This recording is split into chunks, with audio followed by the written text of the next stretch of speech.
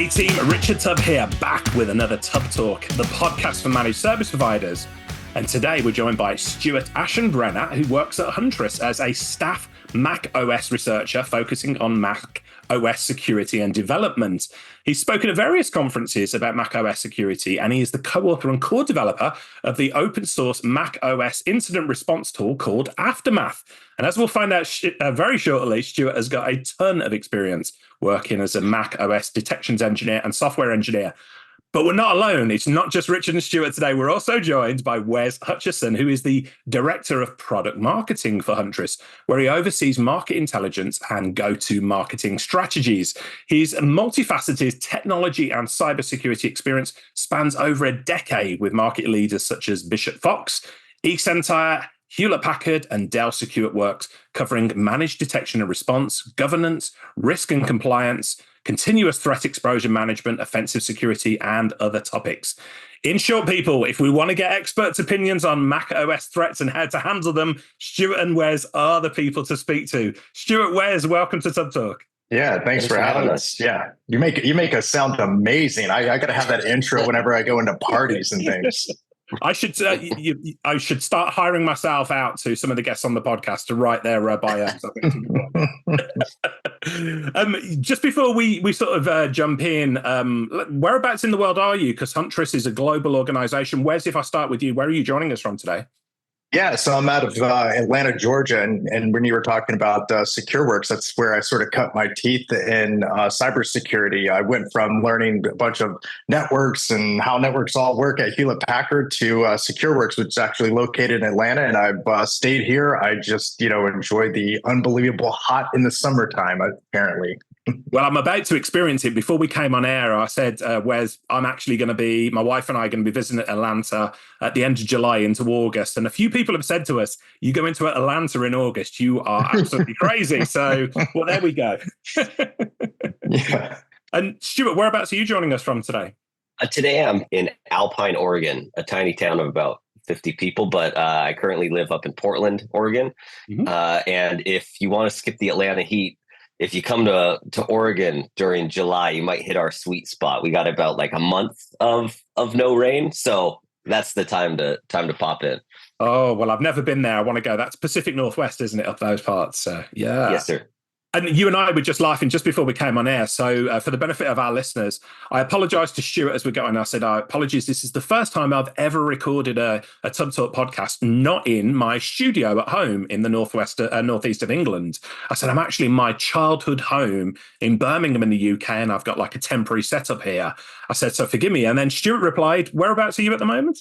Yeah, I'm in my childhood home. My niece graduated high school last night, and so I'm in my parents' house. And I just noticed in the background of my video, there's a corded phone hanging up on the wall here. So, but yeah, joining from some of our younger listeners. But yes, joining from my childhood home as well. Well, there we go. What are the odds of that? But Wes, Stuart, thanks for joining. And let's jump into things. Wes, Tubb Talk listeners are probably or likely familiar with Huntress, as back in Tubb Talk episode 138, it was your colleague, Dre Agger, here in the UK, who joined us to speak to how to become the go-to threat operations expert for MSPs. And that was actually one of our most critically popular episodes of 2023. I'd recommend it to anyone listening. So no pressure, guys, but Dre's got the leads there. He's number one in the chart. So we've got to hit it out of the park with this podcast. But all joking aside, for the benefit of anyone who isn't familiar with Huntress, Wes, how would you describe how Huntress help MSPs? Yeah, if you look at the MDR space, I used to call it alphabet DR. There's XDR providers and NDR, EDR. I used to call it's just like alphabet DR. What letter do you want to put on the front of DR? Funny thing is, I've been in managed detection response for a long time, and there's tons of providers out there, but really a lot of the providers sort of created a solution and they go, what market do we go after? Who do we serve? What I loved about Huntress when I was actually looking to join them was, we created a managed detection response for the under-resourced organizations. You can see on our website, we call it the 99%. It's the organizations that are essentially precluded from advanced detection measures against some of the threats that we're going to talk about from a macOS standpoint. what was great about what we did too is we built the solutions, and we continue to build the solutions with the MSP in mind rather than just the end user. It's like, how do we essentially enable MSPs to, deliver their business? I mean, we look at it and go, MDR is incredibly hard to replicate. So how do we help them? They can focus on core business rather than trying to replicate MDR, keep their clients safe from disruption. I mean, you look at it and go, you got to keep the networks that you manage safe from disruption. Let us take that on.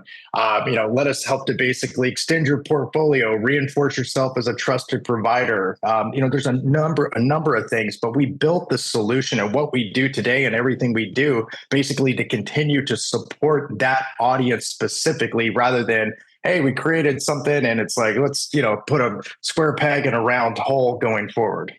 Yeah, I'm a huge fan of, not only Huntress, but the whole concept of partnering up for MSPs with other companies, tech companies who allow you to focus on your core competencies, while you've got the external experience. And I think, it's a great example of what you're doing. MSPs are actually, let's be honest, getting overwhelmed by the demands from cybersecurity at the moment. People ask me all the time, when I'm at events, speaking on stage and things, if you were to run an MSP again today, Richard, what would you do? And I'd be like, I'd be reaching out to these people to buddy up, and, the likes of yourselves, because it is a lot to do, isn't it? And to keep up the pace. So thanks for explaining that what we do. Yeah, the partners that you're working with, whereabouts in the world are they? Are they North American, UK, further afield? I mean, all over the world. Pretty much no geographical, component can we not touch. If you really boil down to it, there's thousands of providers out there. If you look at, how many endpoints, just for example, which is, only a part of our portfolio. I mean, we're touching into, 3 million plus endpoints that are, being managed. We're hoping macOS becomes more of those. And when we really look at it, you were speaking to, if you were to redo this today, what would be some of the things that you would do and go outsource here, here, and here? I think of it as like, when you call up for a contractor to, rebuild a part of your house, like very few of them are like, yeah, I can do everything front to back. They're going to subcontract because there's expertise in here. And there's also the sort of resource investments that they've made into things that make it easier. One of the things that we've done, we actually created a calculator, and it's all mathematically backed, because I hate these calculators that you throw out these crazy things out there. But we actually saw, for instance, per every 250 endpoints, that our MSP clients basically save 200 billable hours for other revenue generating opportunities. And that's kind of what is important to them. It's like, why DIY this yourself? Tremendous opportunity for you to save for other revenue generating opportunities. So. Yeah. And again, I'm a long-time listener to this show. Now, I'm a huge advocate for outsourcing. I was one of the first MSPs in the UK to adopt the outsourcers who outsource sort of model to move forward. It really accelerated the growth of my MSP, allowing me to sell it. So you are preaching to the converted, Wes, and I suspect many of our listeners will appreciate that as well. You mentioned Mac, Stuart, and Wes has already talked about the growth area for Apple Mac endpoints, and as I mentioned in my introduction, about Macs, but traditionally macOS has been seen as like I'm doing finger quotes here, a safer option for MSPs to support in cybersecurity terms. In fact, when I ran my MSP, I had some end users, Mac users, who told me, well, we don't need cybersecurity protection at all, as Macs aren't threatened, right? And we're all smiling at this stage, but obviously a lot has changed. So tell us about, Stuart, the current Mac OS threat landscape, because I would imagine it has changed significantly. Completely. And I think a lot of this harkens back to the mid 2000s when Apple was pushing out the Macs don't get viruses campaigns. Yeah. And even while they were doing it, they were releasing their built-in AV X Protect. But it really, I think, set end users up for failure, even to this day, when people will tell me, I didn't think Macs could get viruses. And it's unfortunate that sentiment has permeated through 20 years now. But when we look just at the kind of the broad landscape of what end users are seeing, It varies, and it's going to vary across the size of the corporation as well. So where if you get a large enterprise company, think bank, you're going to be looking at more targeted attacks, similar to Windows. And the MSPs are going to face a lot more things like adware, pups, and things like that.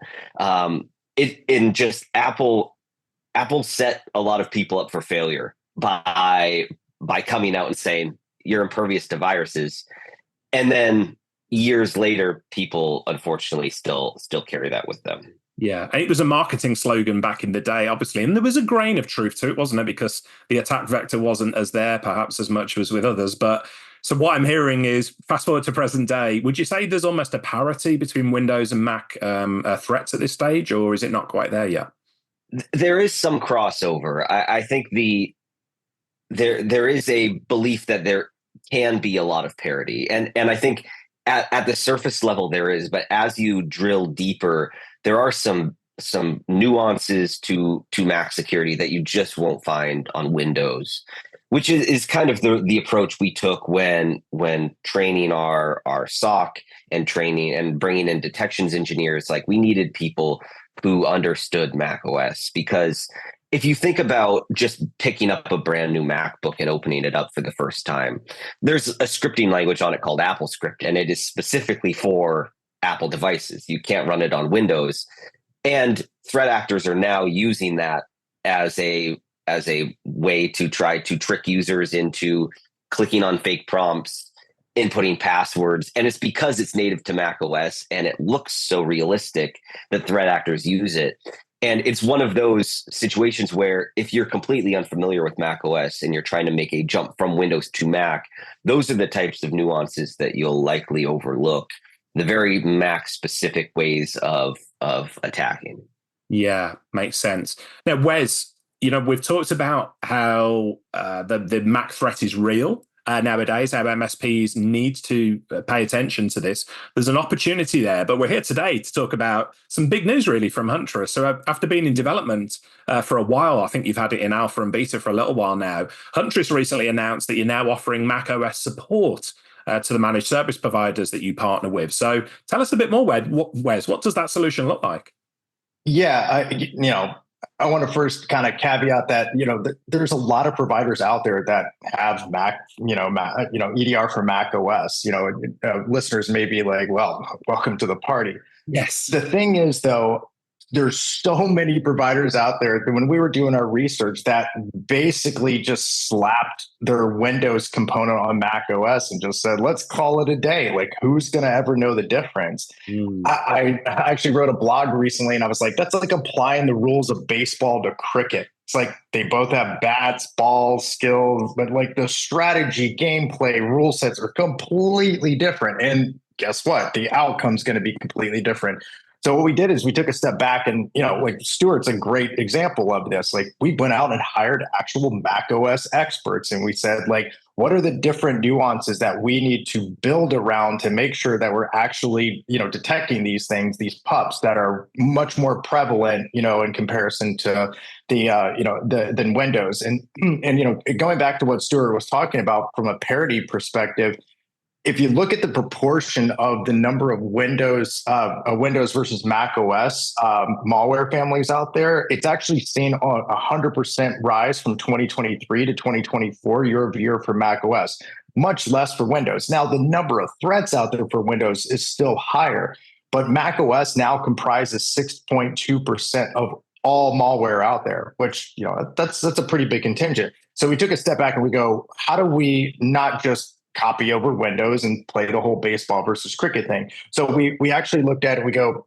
how do we develop specific visibility into Mac OS? All of the, privacy things, which we appreciate, do you want your app to track yourself, all that kind of stuff that we see Windows, that we see, Mac and more of Apple just from a privacy standpoint, but also how do we develop the threat detections that are applicable to them too? So we have specific Mac OS threat developers, and then hunting is not the same. It's very different. So Stuart, kind of led a group through a multi-day training of how do you train, our threat hunters on actually tracking down macOS threats. And then our response capabilities allow us to isolate the threat, to actually eradicate the threat. So we built an end-to-end solution, kind of going back and going, let's take the foundation of what we do from a Huntress perspective, and then let's make it macOS specific. And that's really what we announced today. And we're already seeing good results from the adopters from it. Really interesting results from the proportion of types of the types of threats that we're seeing in Windows versus Mac OS. So it's kind of a testament to we built something that actually is detecting things that would otherwise be missed. Yeah, and knowing Huntress the way I do, I've seen the amount of effort that you put into this. You don't do things by half. You're going to do it sort of a Premier League quality, which you have done. And I guess for the benefit of listeners, we're recording this. It's the 5th of June, 2024 at the moment. And as you say, so this isn't a product, this isn't vaporware, this isn't coming soon. The product is actually, as we're recording, it's released today, isn't it? Mm-hmm. Yeah. We actually had it in beta for quite some time. We wanted to make sure that it worked, it produced the results. We could, fine tune anything. So we've actually had beta users on it for quite a while. And then we decided, hey, this thing's working fantastic. Let's not hold this back any longer. Let's announce this and let everybody adopt it. Yeah. And where did if I can ask, where did the demand for this come from? Are you speaking to, your existing MSP partners are saying, guys, we really need this? Or are you speaking to potential MSPs who are saying, we'd love to work with you, but we've got a big sort of Mac landscape that needs supporting? It's kind of both. We were tracking what was the distribution of macOS devices within our user, and what was pretty scary is it's actually higher than we thought. It was about a little over 20% of all devices were running macOS. So we're like, oh my God, that's quite a substantial percentage that are basically at risk. And we'll probably talk about some of the risky behaviors that we saw in our research, like the the adoption of antivirus on our, just regular old AV was about 57%. Now, this is actually this is a research that wasn't necessarily just our user base. This was actually just comparing risky behaviors of regular macOS users. 57% of Windows users leverage antivirus. Only 34% leverage macOS. If you look at I've got to say, Wes, both of those statistics blow my mind. Like Windows, I thought would be 80, 90% and Mac lower, but holy cow. We do. Yeah. And now keep in mind, that was actually a research report from just going to users, like everyday home users and so forth. And I was blown away. I was like, I cannot believe people would just run their computer without anything on it. What's crazy too is if you look at it from a spyware standpoint, Stuart talks about, pubs, for instance, which are massively prevalent from a macOS standpoint. Only 9% of macOS users use any kind of anti-spyware component. And there's just tons of risky behaviors. And it's really because of that false sense of security. I mean, I think in that study, I had it in front of me here, I think 57% of users, now again, this is not in businesses, but just everyday users still believe malware does not exist on macOS. Like, that's crazy. So all of those advertisements have been like embedded and ingrained in people's DNA at this point. Yeah. And for the benefit of listeners, I know, we're going to mention a lot of statistics, a lot of research and that, because we want to get across to you as a listener, this is both a real threat to your clients who are running Mac, but also a huge opportunity for you as MSPs. But we'll include links to all of the statistics, the research, development, everything else that Wes and Stuart and myself mentioned today in the show notes for this episode. So please don't worry about that. But Stuart, if I can turn to you for a second, let's get into the weeds a little bit here. So Wes has sort of laid the table a little bit for what the threat landscape looks like. But in practical terms, what are you seeing as the most common attack vectors on macOS? Well, again, when you're focusing on the 99%, you're of course going to have those outliers, those nation state type attacks that are leveraging 0 days, whether it's in the OS or in some type of software, supply chain attacks. But the vast majority, and this is, I think, one of the primary differences from the Windows platform and the macOS platform is macOS users see a lot. They see a lot of the threats, right? It's adware, it's browser hijacking or search engine hijacking, malicious extensions, it's pups, it's all the things that on the surface you think this isn't that bad, right? It's not a nation state that's trying to move across your network. But at the same time, right, this can lead to more, and also the false sense of security, which makes you more vulnerable down the road.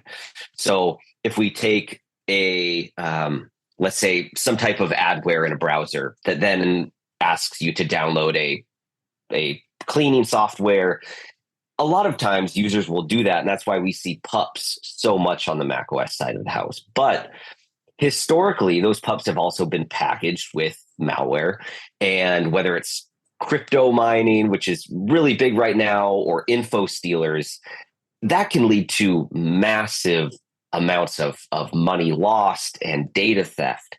So although the seem more benign because they appear as adware at the front, deep down, and especially as adversaries change their tactics and realize that as macOS adoption grows in the enterprise, it's going to become a bigger target. So I think as threat actors turn their sights more to macOS, I think we're going to see more and more of these cracked applications and cleaning software that's bundled with garbage and malware that can really wreck users and MSPs.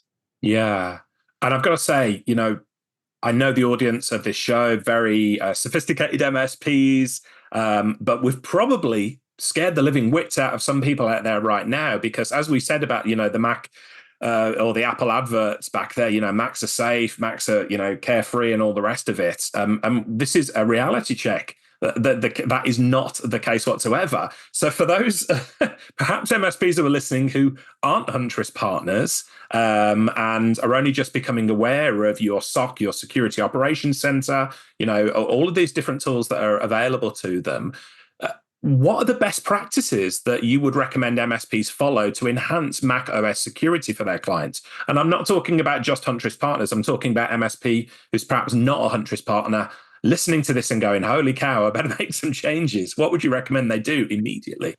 Well, to add some context, I think it's important that we don't blame the MSP for this, because this has been very recent. Like if you look back 10 years, there were some threats to macOS.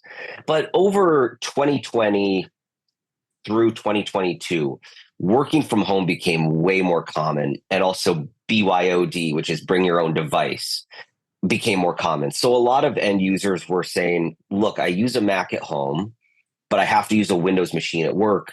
Can I just use the machine I'm comfortable with at home at work? And as that shift happened, more businesses said, sure, of course you can do that. We can keep your computer, we can give it to someone else, and you can use your personal computer. And that led to often just like installing an MDM, and then users would be using their computer for both their business stuff and their personal things, which sometimes included, like, I want to find a free copy of this video editing software online. So you get a pirated software, and all of a sudden threat actors see that and say, look, we can bundle an info stealer with these and attack users. But to answer your question, how can MSPs help enhance their security? I think a big piece of that is leveraging something like an MDM. And I know it's not very common for MSPs or the small businesses to be able to leverage an MDM, but it is by far Apple's most recommended way of managing software. Right. On a Windows machine, you can use an RMM. It's so much harder on a Mac machine because of Apple's push towards end user privacy. So we get things like TCC, which is if you open up Zoom, let's say, for the first time and you want to use your camera, you're going to get a pop-up from Apple that says, do you want to allow your camera to be used by Zoom? Yes or no? And then you have to approve it. And it's the same with software. So for example, Huntress's software uses some very low-level APIs to be able to gather data, and it's real time. And that requires permission from Apple to do so. You can't just tap into it because threat actors would start doing it. So it requires accepting some permissions if you don't use an MDM. But if you do, you can push all of that information straight down to the endpoint, as well as the software, and you're up and running in no time. So I think the best thing that users can do, or MSPs can do for security, is leveraging something like an MDM. It allows you to have more autonomy over applications and what permissions they are allowed to have on the endpoint, and not just users being able to have carte blanche over what components have that low-level access. And then also the default behavior that Apple recommends. So that's like keeping Gatekeeper enabled, which if you look across the kind of the security mechanisms on macOS, you have things that check software, things that block malicious programs, and ways to remediate it. And Gatekeeper is really that first step, checking for malicious content. So keeping things like that enabled, system integrity protection, which comes enabled by default, but a lot of developers like to have it disabled. And of course, as you get into the macOS space, you have more developers, and that's like a big sect of the macOS user space. So I think using that default behavior that Apple ships that says this will keep you more secure on the endpoint, and then on top of that, using their recommended way of running business, which is using an MDM to do so. Got it. And Wes, let me put you on the spot here. You alluded to it right at the start of our conversation about, XDR, EDR, MDR. We've got a lot of things going on there, a lot of acronyms. Let's, for the benefit of the audience, who are perhaps not as embedded in cybersecurity, a lot of different acronyms mentioned there. Let's go through them. So Stuart mentioned MDM, for instance. Give us a quick background on what MDM is. Yeah, absolutely. I can feel that. So MDM, and I should have prefaced this, but is mobile device management. So it is software that businesses use to manage their assets, like inventory, software. So basically it allows an end user, when they get their MacBook from their company and they open it up, it'll say, "Welcome, Richard."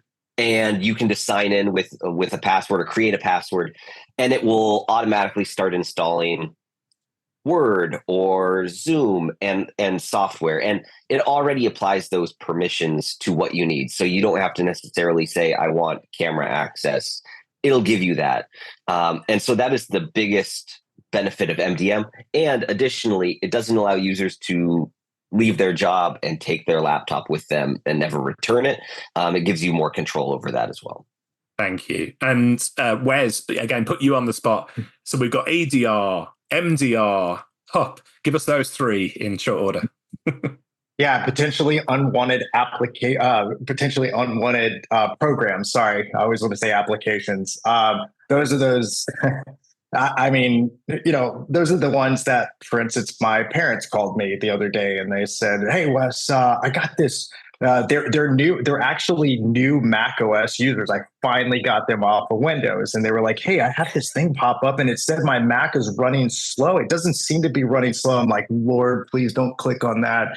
So those are those things that pop up and kind of they prey.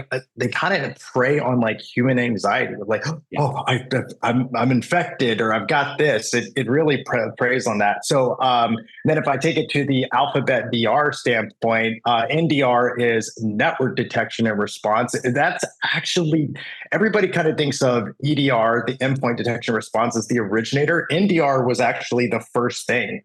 It was created by a company almost 20 years ago that basically just had something that sat on this is when everything was on premise, basically or sat on a network span. It just looked at ingress and egress traffic and was looking for stuff. And they had a way to basically stop attackers by essentially cutting off their network connectivity, which kind of, when everything went to cloud, that kind of became a little bit more obsolete. But XDR is kind of the conglomeration of lots of different things together. It's like pulling NDR and NDR, EDR, ITDR, which is identity threat detection and response. Like I said, this sucker goes on and on and on. And so it kind of is like, well, what letter do we put in front of it to pull it all together? X. X sounds cool.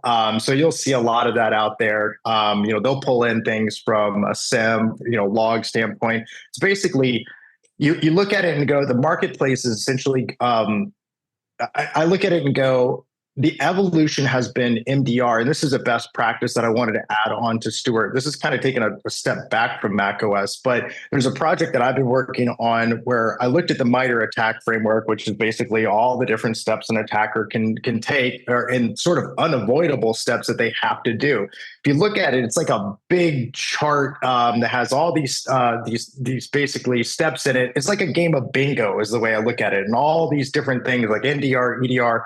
Basically covers points of this. And the way I look at it as that I tell a lot of organizations is look at it from a defense in depth standpoint.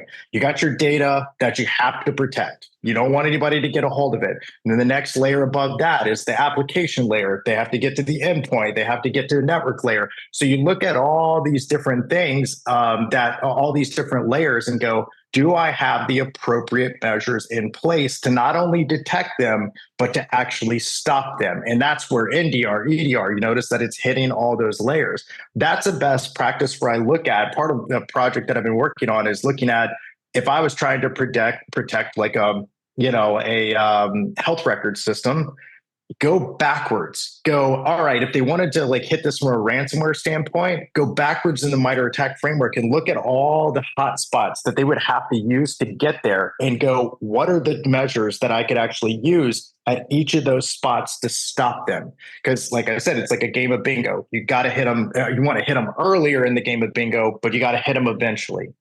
So that's kind of adding on to Stuart's thing there. Thank you both so much for sharing that. Now, for some listeners, that's going to be pure 101 stuff. It's going to be like, yeah, everybody knows this. But I can tell you, I alluded to this at the start of the conversation. When I was running my MSP going about 13 years, the cybersecurity landscape was a damn sight less sophisticated than it is now. And I look at the modern setup and I speak to MSPs who know that the expectation clients is that they should know all about this stuff. So I'm not afraid to ask the dummy question and to say, what does this mean? How do we use it? Because there are still a lot of companies out there who are like, yeah, I hear all these acronyms. I don't want to be the person who goes, not really sure what that means. But Stuart, you've just done a brilliant job of sort of laying that out there. So thank you so much for that. And Stuart, I'll turn to you, still on the the subject of specific Mac attacks. So what are you seeing in terms of Mac-specific attacks in the wild? Malware, for instance, that specifically targets Apple Macs? That's such a good question. There's so many different things now. I mean, and they are specific to Mac OS. So as I mentioned earlier, there's lots of adware and pups and things like that. And I think to stay on the adware, I think one of the things we're seeing the most right now is a variant called adload. And it's one of those that's so easy to trick users into getting on the endpoint. And it's just one of those annoying ads that you see that people click on. But I think as we've moved forward throughout the last year or two, info stealers have been getting more and more common, whether it's the atomic stealer, which is also called Amos, which I just did a talk a couple of weeks ago with one of my coworkers about the atomic stealer, info stealer, and a bunch of the nuances about it. And those have been getting more and more common. So they will leverage a lot of things like Bash, a lot of Apple script, a lot of things just to harvest credentials from the endpoint. And of course, that's going to be one of the most, I would say, most necessary steps when this refers to the MITRE attack framework. Like you have to get on the endpoint, and then you usually have to escalate privileges to have more access to information. So that's getting a password somehow, looking for a password. And so looking for those behaviors has been something we've been doing a lot of, and finding activity. So looking at for password data, trying to use Apple script to simulate a password prompt. So it might say something like, hey, we see Google Chrome needs your password. Can you enter it in really quick so we can update? And enter in the password, and boom, you have it. And you can do it in a simple one line of Apple script. So I think the biggest uptick we've seen lately is in info stealers. Of course, crypto miners have been big over the last few years, but that has been by far the steepest incline. And if you just look on a search on the internet for macOS threats, I would bet that the top few hits are all going to be info stealers or some different type, like whether it's Atomic Stealer or one that the MDM company Kanji just talked about called Cuckoo. That's been by far what we've seen so far in 24, the most discovered and kind of permeating macOS threat thus far. Yeah, I've had insight to some of the work that Huntress does because, of course, one of the things that you bring to a table as a company is working with millions of endpoints, hundreds of thousands of MSPs all over the world. So you get the amalgamated data come through, and then that makes things better for everybody because you can see what's happening. But Stuart, and you and the team must look at the threats across there. And on one hand, it must fill you with a sense of awe. It's like, what is going on here? But on the other hand, it must fill you with a sense of terror at how fast things are moving. I'm really intrigued. How do you interpret the data and stop yourself from going, we are not going to win this battle? Because it could be easy to get sort of blown away by what you see out there.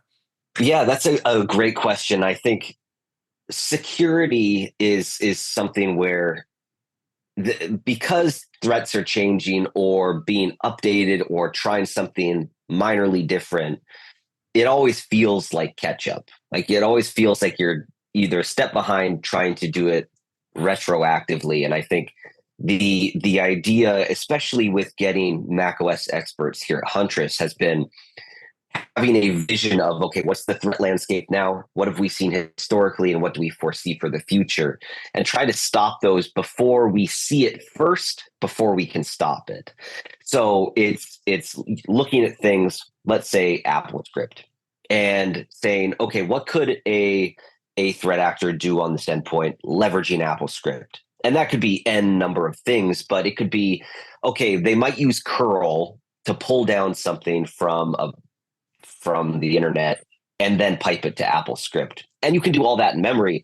And so nothing's ever actually touching the disk. Right. And so looking at things like that and saying, okay, what are different ways a threat actor could use this one thing on the endpoint?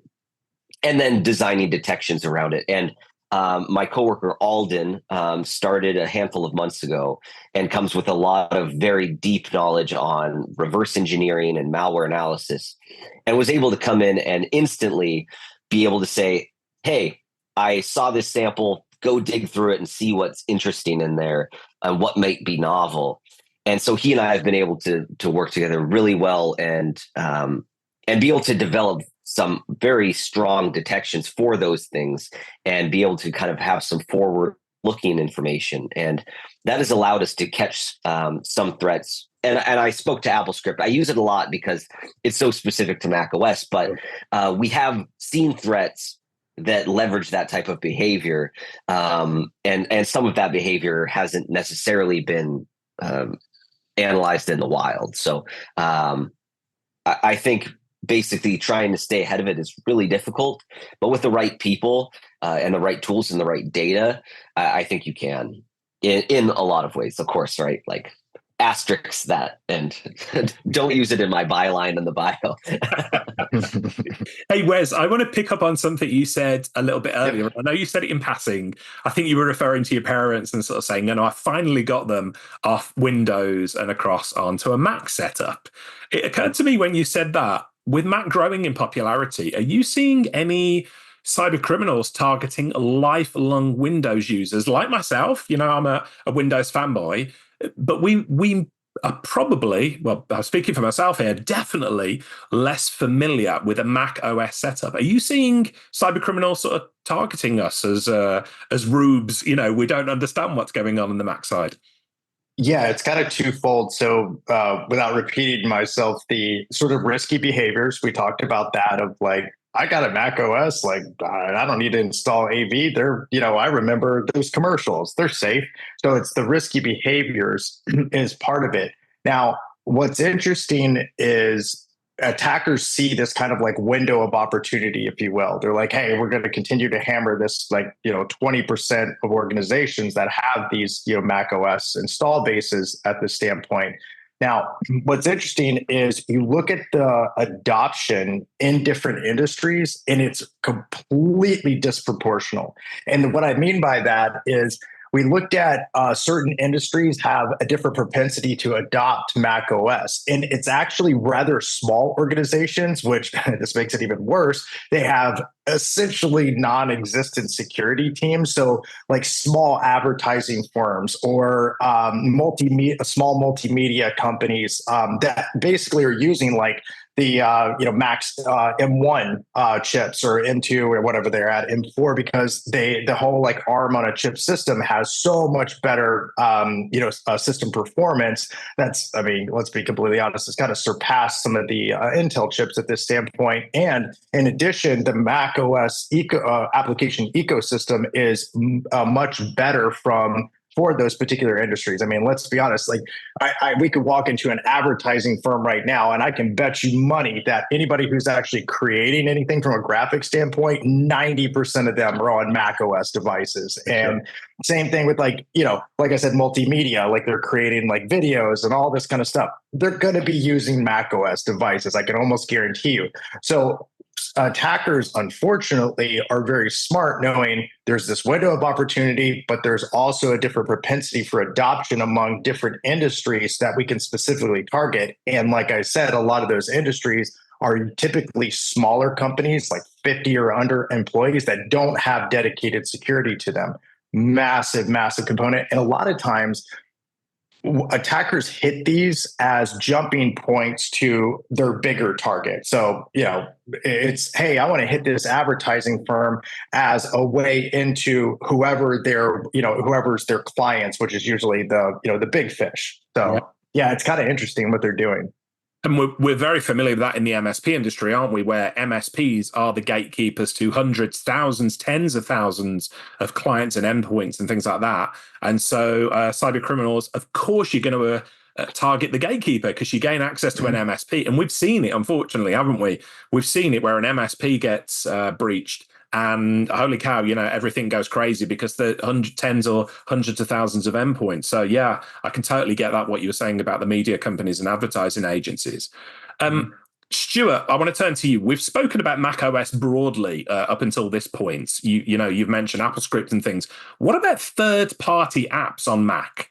I recall off the top of my head seeing a zero-day exploit for Zoom on Mac. I think it was late last year, for instance. So what does the landscape look like for breaches on third-party apps on Mac, not just on the operating system?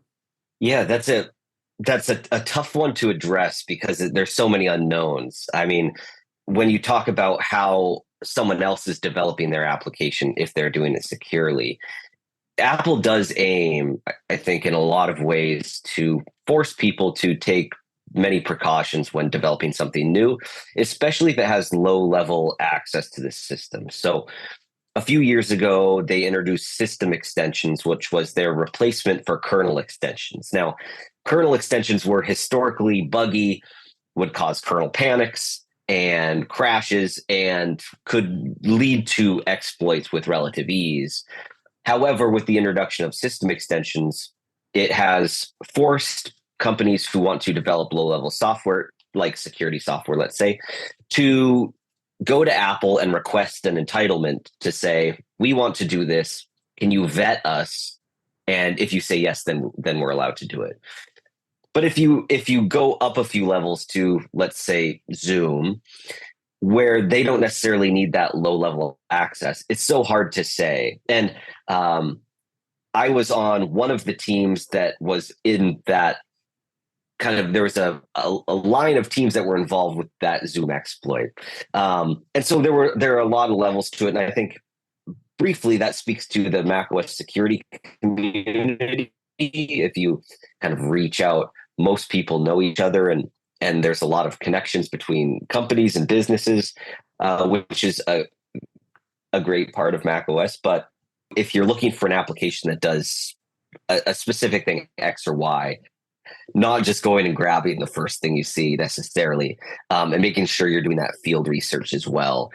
Things like making sure that it's properly signed by a developer, that the application is notarized. Like, these are all steps that Apple wants developers to take to make sure that their application is free of malware, is secure. And although Apple has had historically some issues with their like notarization approval process, I think that is the best starting steps that MSPs can take to make sure that what they're installing on their customers' machines or on their endpoints is a secure piece of software, or as secure as it can be.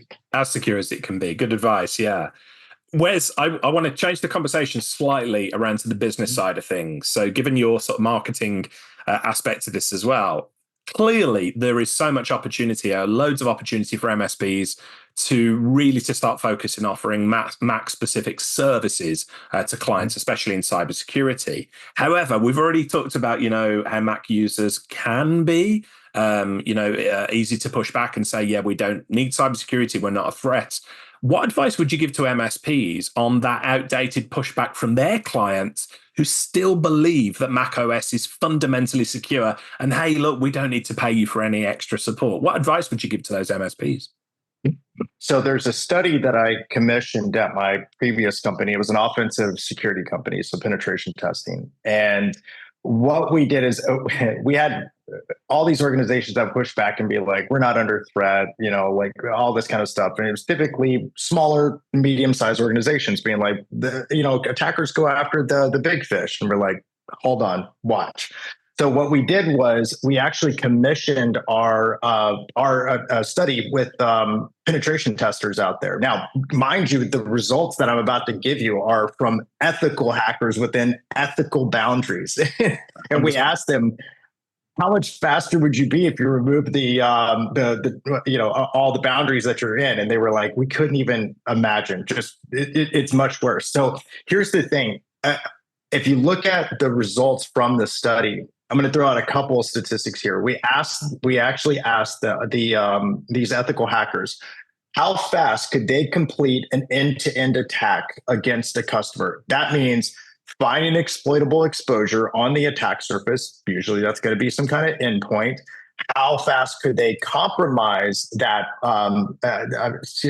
compromise that target, then gain access to their ultimate data that they want, and then collect and exfiltrate data? So the end-to-end attack.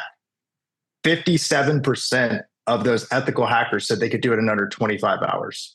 And so I look at it and I go, that's your time frame that you're up against. Now, I'm going to throw another component out there. We actually asked those same ethical hackers, how often are you detected? Because it's one thing to be like, yeah, we could do it, but we were detected along the way. Now, 72% of those respondents said that they are rarely, meaning 15% or less of the time, or never detected in what they do. And, wow. And mind you, ethical boundaries here.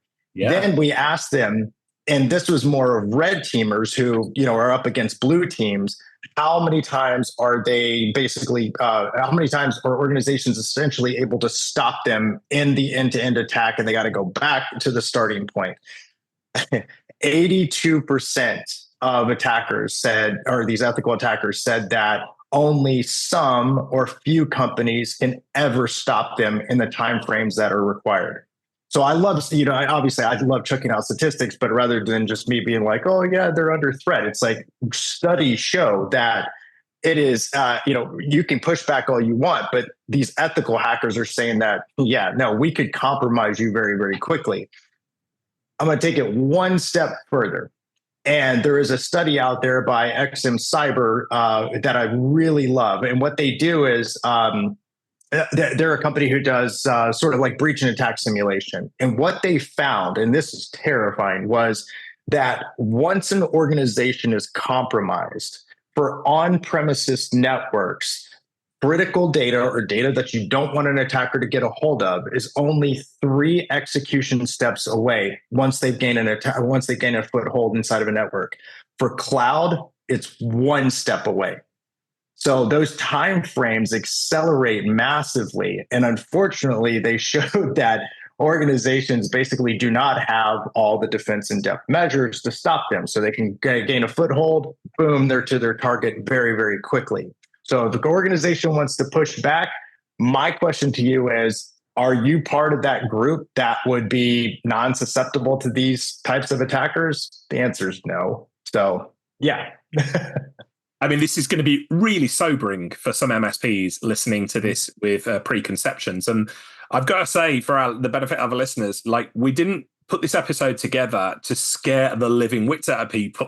We wanted to do it as a wake-up call because, you know, I've been observing the work that Huntress have been doing in the Mac sphere here. And it's like, yeah, I speak to hundreds, thousands of MSPs every year, and Mac remains almost, you know, a bullet point for some of them, a byline. It's like, yeah, we get around to that only when clients ask about it. There's a huge opportunity here, but please, everybody listening to this, realize that this is a real threat. This is a thing that we need to start taking seriously. You know, even if at the moment there's only a smaller proportion of your clients who are using Mac. But Stuart, let's try and put a little bit of a salve on those that we've scared the wits out of here. Are there any tools or resources you'd recommend to MSPs who have either been the victim themselves or clients have been the victim of Mac attacks? What would you recommend to them? I think with the disparity of the amount of Windows security data that is out there compared to the macOS space, you also have a lack of resources in general. Like if you look across the companies producing any type of macOS security knowledge for the community, outside of Huntress, there's less than a handful. I mean, I can probably count them all on one hand. But I think there are a few great places where people can go. In addition to just looking on like, say, the Huntress resource page for just general resources, how to have an effective incident response plan, I think is really big. But there are a few, I think, very specific resources that can be beneficial. And one would be a community. It's through Slack, but it's called Mac Admins. Okay. And it's just a group of people, and there's a pile of different channels for reaching out and getting resources. I mean, people can get in touch with me on there, and I encourage it. Like, I love to hear from people there, whether it's their struggles with Macs or the things that are going well or what they have enjoyed or disliked, hardships. And like, even someone like me would be happy to be a resource for them on what you can do to get either, whether it's get back up and running, or once you're back up, kind of what happened to get to that point. And I think it also speaks to, when we look at how attackers get on the machine, a lot of times, I would say the vast majority of times, it's through end user behavior. So being able to have something, let's say, like security awareness is a great way to start. Basically training users to when they get on a Mac, it's not like you can click on anything because they're more secure. And being able to basically help users to see that there are threats out there. And I think resources like that, or having some type of training built into your security posture, I think is huge. Yeah, and let's give a shout out for Aftermath as well. So I mentioned it during your introduction. Tell us a little bit more about that, open source. Yeah, I can't believe I went through all that and didn't even mention a tool I helped write. But so when I was at my last company, Jamf, we built a tool that is open source through Jamf called Aftermath. And it's an incident response tool. And basically what it allows you to do, it's easiest to use through an MDM, but just you can download just the standalone executable and run it, and it will go through your system, grab all the persistence mechanisms, whether it's your footholds like launch agents and launch names or cron jobs, and it will grab browser history and download history from, I think, all the 7 major browsers that you'll find on macOS. It'll grab process data, just a pile of data. And then once you get it off the endpoint, you can actually run the executable itself, and it will take all that data and basically storyline it for you. So it'll put it all in chronological order. So at the end of the day, you can pull up a say, an Excel spreadsheet and see, okay, at this time, the user went to this site. They then downloaded this thing. It ran, it requested these TCC permissions, and it installed this application that was cracked or pirated. And then all of a sudden, this malicious process started running. And it allows you to have this whole history of what happened on the endpoint. It was really fun to write, and I really enjoyed the whole process of doing it. And I think it's a really powerful tool where if you have had a breach and you just want the data off the endpoint or to figure out how the attacker got in there, it's a great, easy, and lightweight tool that's really easy to install and run. Well, awesome. On behalf of the whole community, thank you for putting that together. And we'll definitely link to that in the show notes. Open source, one you should check out. Wes, let me turn to you. How can MSPs stay ahead of the curve in protecting macOS from evolving threats? So we've talked about where we are right now, but what's coming around tomorrow, Wes? Yeah, I mean, I wish I had the crystal ball, unfortunately, as to what's coming. We won't hold you to it. I look at it as, we've talked about from an endpoint detection and response standpoint. I really encourage everybody, and I know this is kind of a shameless plug to what we did. And Stuart has talked, pretty extensively here about the different components or the different unique components of Mac OS from a visibility standpoint, because Windows and Mac are, completely different. So in staying ahead of it, I kind of look at it as like, you can't detect what you can't see. So from a visibility standpoint, wherever you're going from an EDR standpoint or however you're trying to look at it, you have to have visibility into all those nuances from a Mac OS standpoint. Then it's the detections of it. If you're looking at a potential provider to help you stay ahead of it, make sure that they have a Mac OS dedicated threat intelligence or development team, because if they don't, they're just, like I said, it's the whole baseball and cricket. They're just applying the same rules to things. And then, like I said, the threat hunting capabilities are also have to be very specific to how you go about navigating the system and essentially able to respond. And I harp on the response standpoint because, again, I point back to that 25-hour time frame. I'm like, that's how fast you have to be able to stop these attackers. And I really, really caution organizations on make sure that your provider, whoever it is, can actually enact response on your behalf. Make sure you trust them too. Like, what's their false positive rate? I would hammer them on that. And then, because let's be honest, like, attackers are not like, hey, let's stick with the 9 to 5 that, the people were attacking on. They don't respect a 9 to 5, your holiday schedule, whatever it is. They're going to hit you day, night, weekend, Christmas Eve. It doesn't matter. Can that provider actually enact response on your behalf? That's how you actually are able to do the isolation capabilities, and then also eradicating the threat on the thing. Because it's one thing to be like, well, we isolated it. It's like, well, good luck to you. How do you get it off of the system and make sure that you're kind of a clean bill of health? I look at all of those components as to how you stay ahead of it, and they're critical capabilities that doesn't matter if you use Huntress, whoever. Just there's a lot of questions that you want to ask to make sure you kind of sit through the BS, if you will, to find that appropriate provider. Yeah. Stuart, at the risk of asking a dummy question, and we've already established I'm happy to ask those questions all day long, patch management for macOS security, how crucial is that? Again, I feel like I've said this 1,000 times already, but the difference between macOS and Windows, right? Like you won't see a patch Tuesday on macOS. Yeah. Apple likes to release their software updates seemingly at random, and so it's really hard to track. But patch early, patch often, I think are great. A great slogan. So patch as fast as you can. We've seen some very interesting 0-day or vulnerabilities, I guess, on macOS that Apple has then patched. And I think when I look at the vast number of machines that we have data for coming from here at Huntress, we see a lot of machines that are 2-3 operating systems behind.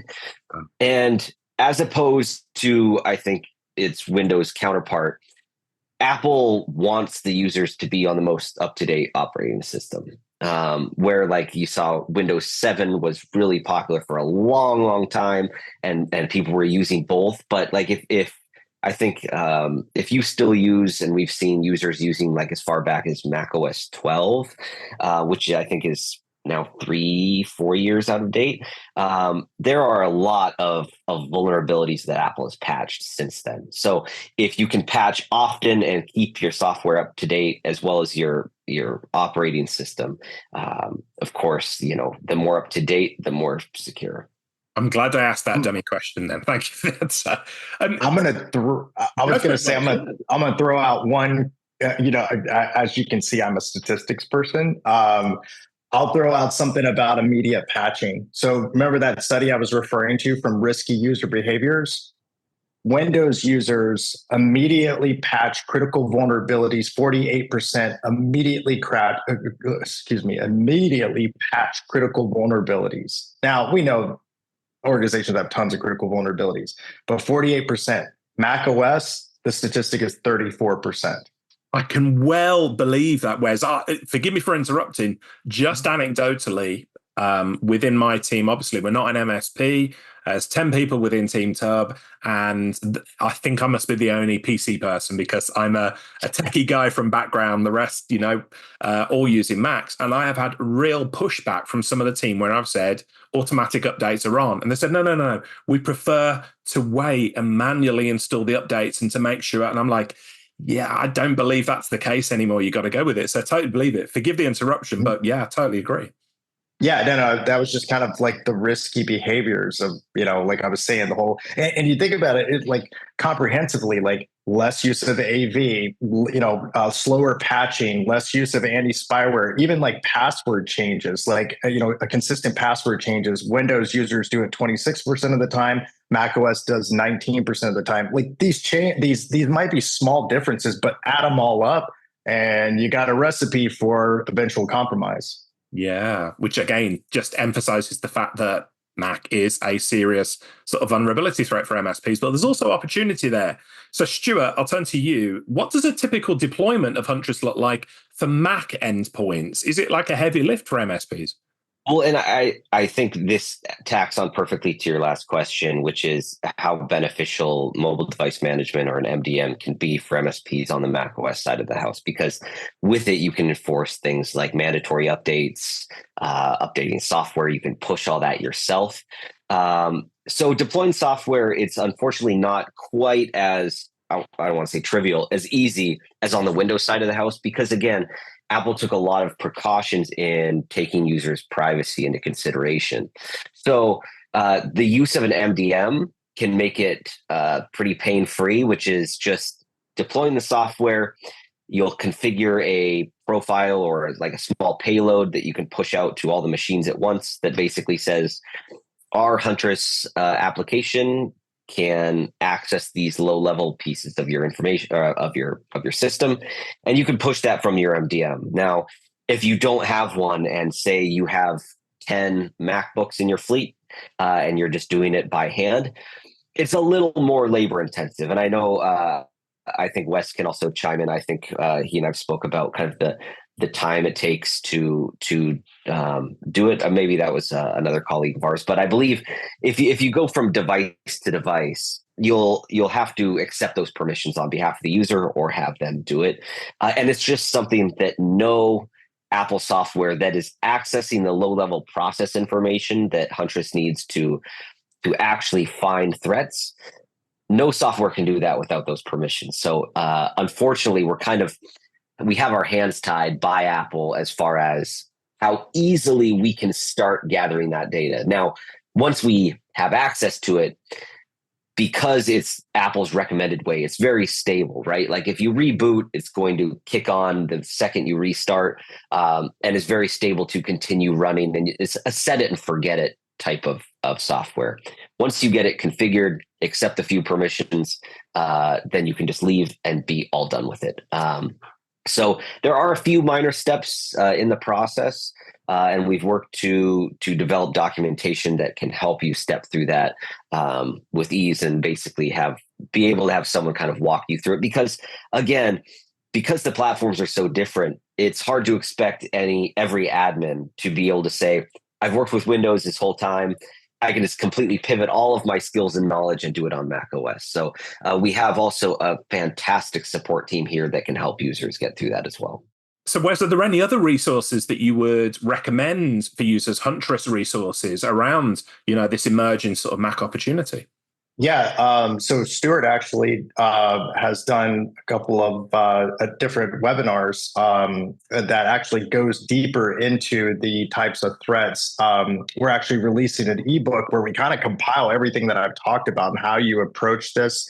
From that standpoint, kind of all the stuff that we've talked about, we've conglomerated into different consumable bite size, or you want to go super deep with Stuart on the deep side of the macOS threats and how to deal with them.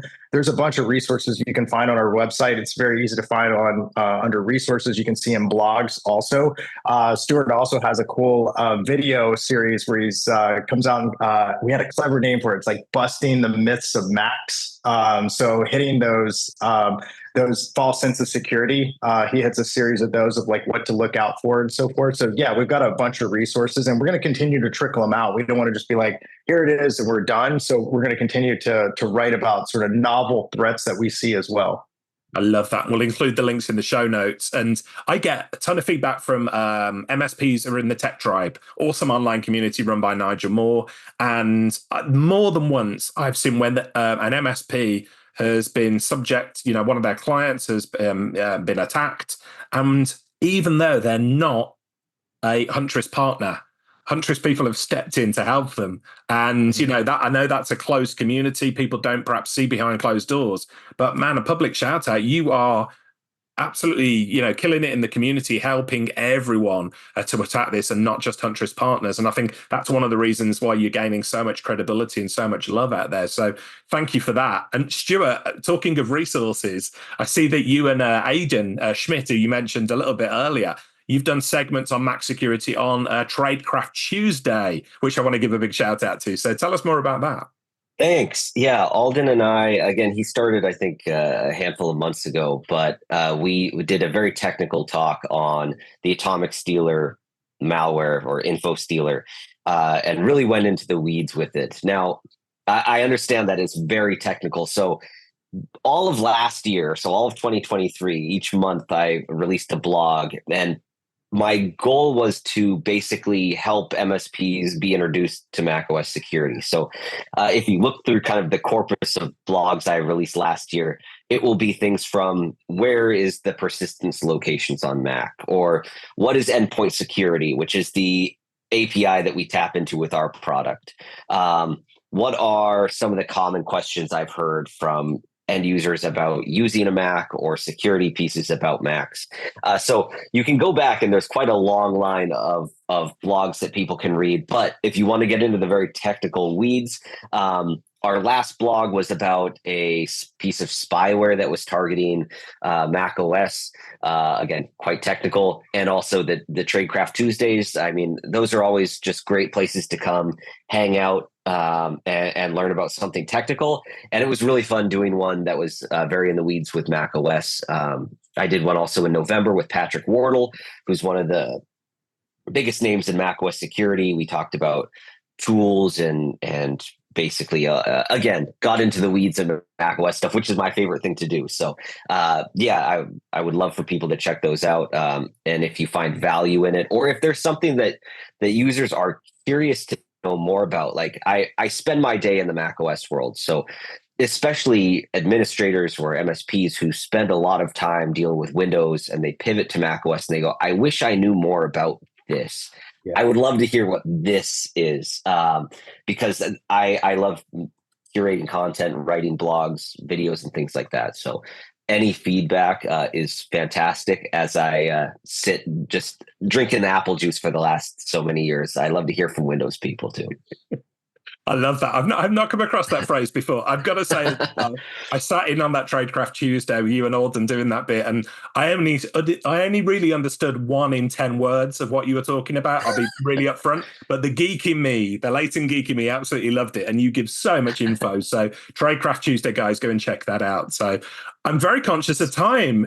We have talked, and there's so much more I can ask you, but I know you are busy guys today. You know, we're recording this on the launch day. So Wes, I'll turn to you finally and say, any MSPs that are listening that aren't already working with Huntress, but, you know, they've listened to this conversation, they've gathered that you know a lot about this, you're the go-to guys for it, they want to find out a bit more. What's the next step you would recommend those MSPs take? Yeah, I mean, there's nothing better than actually seeing it in action. So we have you can go to huntress.com/start-trial. And what we offer is a free trial of this. It's not a watered down version where we don't even require any kind of financial information, no credit card, nothing. Basically, you have the ability to, take this for a test drive. The deployment time is very, very quick for it. So we encourage you to take it for a test drive. Don't just believe us, see what it actually detects. What's great about it too is if you're, interested in the Windows component, it's very easy to have that test drive as well. And you can actually look at our security awareness training, our Microsoft 365 protection as well. So we try to make it very, very easy for organizations to take it for a test spin. And I think the proof is in the pudding as well for us. We are, as I guess, opposed to lots of organizations that I've worked for, it's, hey, we want to sign you to this giant long-term contract. We actually believe in not signing to any kind of long-term contracts with our customers. I think one of the biggest things we do is we will prove every year that we regain your business. So we don't have 3-year, 2-3-year contracts. So we like for you to take it for a test drive, prove that prove its efficacy, and then just continue to earn your business as you see us actually detect and stop threats. Love that approach. Absolutely love that approach. And I've loved this conversation. Stuart, Wes, I have gone between being absolutely terrified to being shocked at some of the statistics, Wes, that you've shared. And I've got to say, for anybody listening to this, myself included, if you want a stat about cybersecurity going forward, Wes Hutcherson is the man to go to. This guy has got so many stats that we cannot give credit for. So, guys, all joking aside, you have shared openly, freely of your wisdom and experience here. This is a real opportunity for MSPs, isn't it? And not just a massive threat, but an opportunity for them to speak to their clients about. Yeah, absolutely. I think if you are ignoring the macOS threat space, or it's kind of in the back of your mind, it is not in the back of mind for attackers. I mean, it is. Like I said, this is a big window of opportunity for them. And as organizations continue to catch up from a provider standpoint, from a protection standpoint, that gets on parity with the Windows level of protection, I think that, organizations will become safer at that point, but I don't think that will reach parity anytime soon. And those hackers are going to continue to hammer macOS because it's low-hanging fruit. Yeah. Well, Stuart, Wes, thanks so much for your time today. This has been incredible. I appreciate it. Yeah, thanks so much for having us. Cheers. Thank you. Hey folks, Richard here. Thanks for listening today. I know you've got a ton of options for who you listen to nowadays, so I really appreciate your support. Do you have any feedback on this episode? Ideas for future guests? Tweet me at Tublog using the hashtag TubTalk. I respond to every tweet and really appreciate your feedback.